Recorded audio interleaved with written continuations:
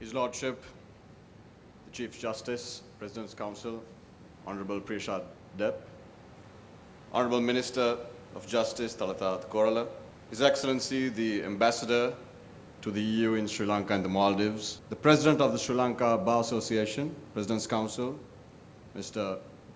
U.R. De Silva, the Honorable Attorney General, President's Council, Jayanta Jayasuriya, Deputy President of the Bar Association, President's Council, Ali Sabri, the Head of the Junior Bar Committee, Gigi Arul Prakasam, Chairman of the Organizing Committee, Madhuka Pereira, Registrar of the Supreme Court, Mrs. Jayasekara, Director General of the Bribery Commission, Mr. Sarath Jaimana, President's Council, dear friends.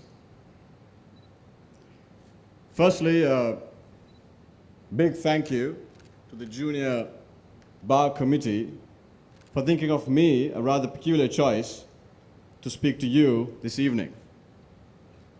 Now, I would be failing in my duty if I didn't start off by saying two things. My own humble journey towards greater things, and I say that with all humility, is largely due to one man, my chairman, Mr. Kili Rajamahendran. I wish each of you, young people out there, had the opportunity to work for someone like him. I thank him for giving an opportunity to a discard from St. Thomas's College, Mount Lavinia, and leading me to stand before you today. I also thank a few amongst the head table, you know who you are, for standing by me during difficult times in my career. I have not forgotten. A few years ago, I was taking a walk in a garden with a very senior gentleman, a great leader.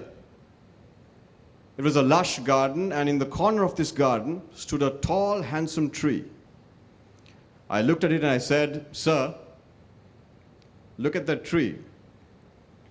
It looks great, it looks strong, and I'm sure that whatever's made of it will be very strong." He took one look at it and looked at me and said, "It's useless." I was, of course, confused because it looked very tall and handsome, as I said, and I asked him why. He asked me if I saw any trees around it. I said, "No." "Well," he replied, "this tree was planted several years ago by somebody. It was carefully tended to. Probably some fertilizer was added to it. It grew with no competition by itself,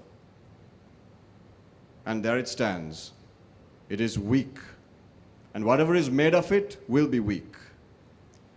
If you want something strong, go deep into a forest and find a tree that is mangled with vines, that has torn through the canopy of the forest and has scars on its bark. That is a strong tree. And whatever is made of that tree will be strong." That lesson has stood with me to this day. Too often, young people expect things a little too easy. Think about your life, young friends. The very fact that you're seated here today is a huge win. It is a victory. Remember all those battles and those fights, those challenges, the failures, the heartache, the pain, the tears, everything that you went through to be seated here today makes you strong. I can tell you, the very fact that I am standing here, the son of a man from Jaffna, a Jaffna Tamil, my father, my mother, half a Southern Sinhalese and half Dutch burgher, married to a Muslim, and I'm a Christian. I can tell you, life wasn't easy. But those scars that you notch up along the way is the strength that will carry you forward. towards greater things. It's not just a phrase. Accept challenges, because that is experience. My dear friends, today all of us are at the foot of a mountain. Think about it. You're on the cusp of something great. And if you think the legal profession, and I assume this, is full of bureaucracy and systemic hierarchy, well, it's the same in the corporate sector.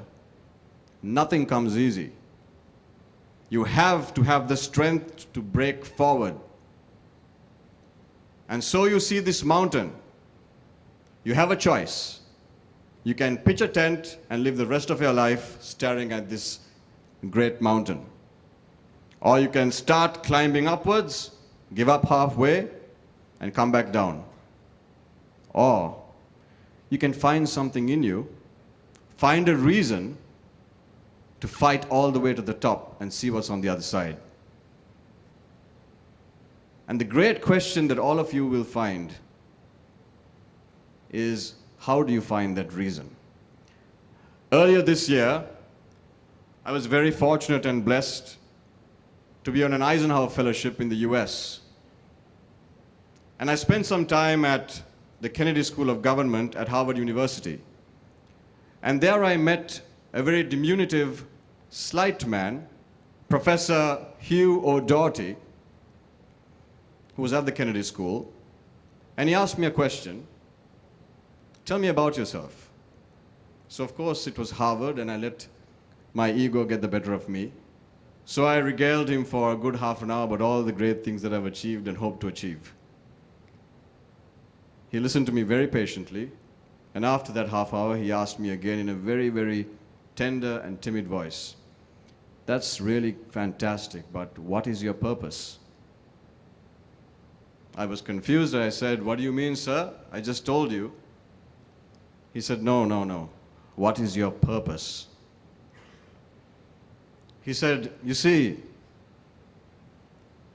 the Indo-Aryan root of the word purpose is fire. Fire. And what's the thing about fire? Once you have fire inside of you, if you're near fire, what's the one thing that you can't do? You cannot sit still.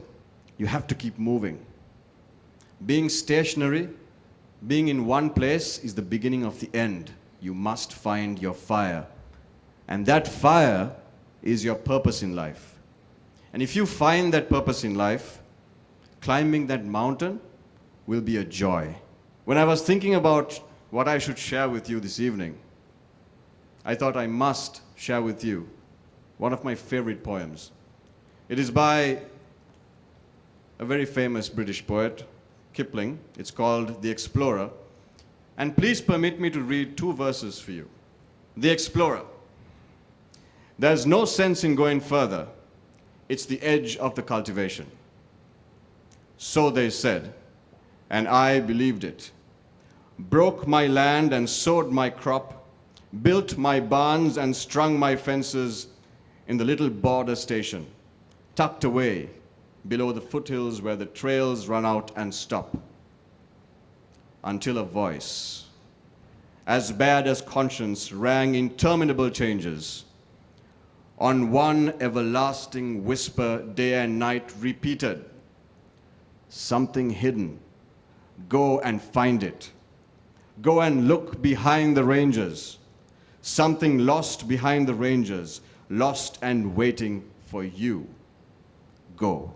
Ladies and gentlemen, as you enjoy the rest of your few days and have fun, I hope that you will go forth, conquer that mountain, your own personal mountain, and truly head and achieve towards greater things. I hope sincerely that I never have reason to use any of your services. But if I do, I know I'll certainly be in good hands. Thank you very much.